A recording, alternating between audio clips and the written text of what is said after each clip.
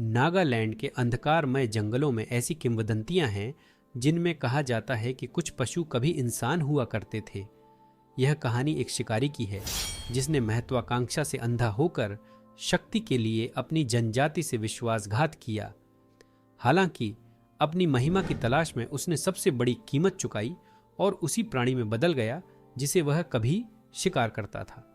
यह एक चेतावनी है कि कैसे विश्वासघात और लालच हमें हमारे सबसे बड़े दुश्मन बना सकते हैं। आज हम आपको एक शिकारी की कहानी बताएंगे जिसने शक्ति और धन की खोज में अपनी जनजाति से विश्वासघात किया, लेकिन जंगलों पर कब्जा करने के अपने प्रयास में वह शापित हो गया।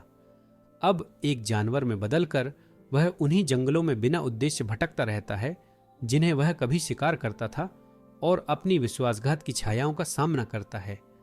यह महत्वाकांक्षा, सजा और हमारे कार्यों के परिणामों की कहानी है। नागा संस्कृति में शिकारी अपनी जनजातियों के रक्षक और प्रदाता माने जाते थे। हालांकि किंवदंतियां यह भी चेतावनी देती हैं कि कुछ शिकारी जो लालच और स्वार्थ से भटक जाते हैं वे तबाही का सामना करते हैं। ऐसी ही एक कहानी शापित शिकारी की है। परंपरा के अनुसार इस शिकारी ने अपनी जनजाति और प्रकृति के पवित्र कानूनों के साथ विश्वासघात किया और इसके बदले में उसे एक जानवर में बदल दिया गया और उसे जंगलों में भटकने के लिए शापित कर दिया गया जहां कभी उसने राज किया था। यह कहानी एक चेतावनी है कि असीमित महत्वाकांक्षा केवल हमें ही नहीं बल्कि हमारे आसपास के लोगों को भी नष्ट कर सकती है। यह कहानी काव्य नामक एक शिकारी की है जिसे सबसे कठिन शिकार को ट्रैक करने और पकड़ने की अपनी कला के लिए सम्मानित किया जाता था। हालांकि जनजाति में उसका सम्मान और उसकी स्थिति उसके लिए पर्याप्त नहीं थे। काव्य को अधिक चाहिए था, अधिक शक्ति, अधिक धन और जंगलों पर अधिक नियंत्रण। एक दिन एक अंधकारमय आत्मा ने उसे एक प्रस्ताव दिया। अपनी जनजाति को धोखा दो, उन्हें गुप्त शिकार मार्गों का खुलासा करो और इसके बदले में उसे असीम शक्ति मिलेगी। बिना परिणामों के बारे में सोचे काव्य ने यह प्रस्ताव स्वीकार कर लिया, यह सोचते हुए कि वह जंगलों पर कब्जा कर सकता है और सबसे शक्तिशाली शिकारी बन सकता है। लेकिन उसके विश्वासघात की कीमत वह कभी नहीं समझ पाया। शिकारी सर्वोच्च बनने के बजाय उसे एक जानवर में बदल दिया गया जिसके पास आदमी का शरीर था लेकिन भेड़िए की आत्मा थी, और उसे जंगलों में भटकने के लिए शापित कर दिया गया, अपने ही राक्षसों द्वारा शिकार होने के लिए। अपनी जनजाति के साथ विश्वासघात करने के बाद काव्य ने शुरुआत में खुद को अजेय महसूस किया। अपनी नई शक्ति के साथ वह उन जानवरों का शिकार करता था जिनके पास अन्य शिकारी जाने की भी हिम्मत नहीं करते थे। हालांकि ज्यादा समय नहीं बीता जब उसने बदलाव देखना शुरू कर दिया। रातें लंबी होने लगीं और हर बार जब वह शिकार करता तो उसे उन प्राणियों के साथ एक अजीब संबंध महसूस होता जिनका वह शिकार कर रहा था।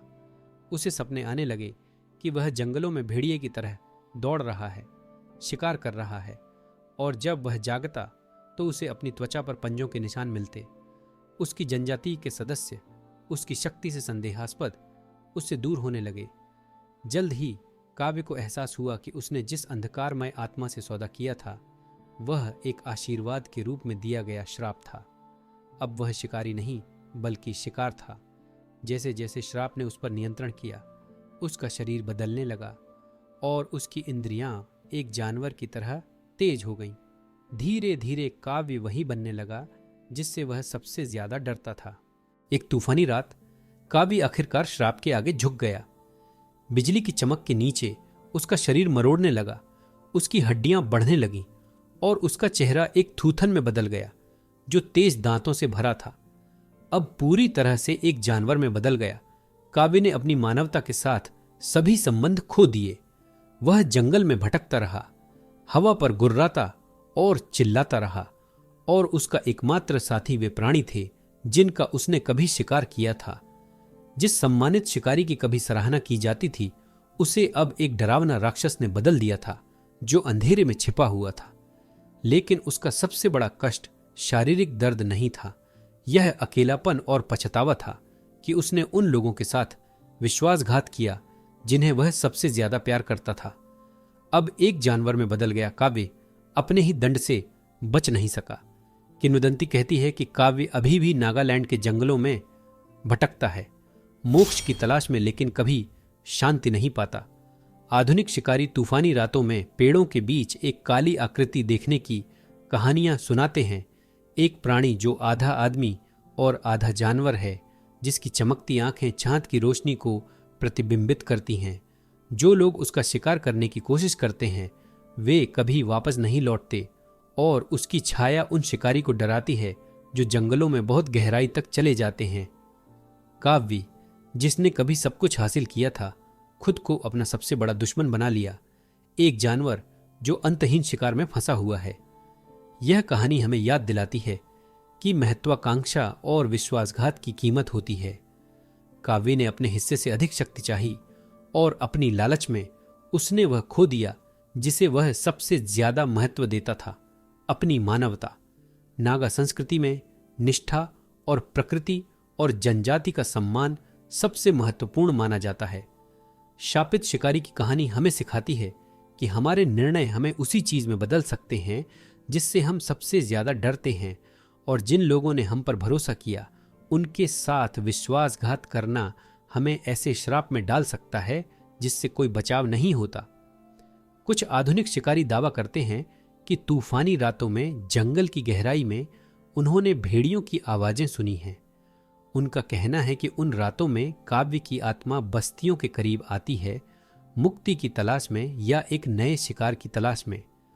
बुजुर्ग चेतावनी देते हैं कि जंगल में बहुत दूर जाने से शापित शिकारी का ध्यान आकर्षित हो सकता है, और जब उसका शरीर जानवर के रूप में फंसा हुआ है तो उसकी आत्मा अभी भी शिकार करती है, एक और पीड़ित को उसी भाग्य में खींचने के लिए इंतजार कर रही है। यदि इस कहानी ने आपको आकर्षित किया और आप नागालैंड की और अंधेरी दंत कथाओं के बारे में जानना चाहते हैं तो हमारे चैनल को सब्सक्राइब करना और एक टिप्पणी छोड़ना न भूलें। अगर आपको अपनी जनजाति से विश्वासघात करके शक्ति प्राप्त करने का मौका मिले तो आप क्या करेंगे? हमें टिप्पणियों में बताएं और हमारे अगले वीडियो को मिस न करें।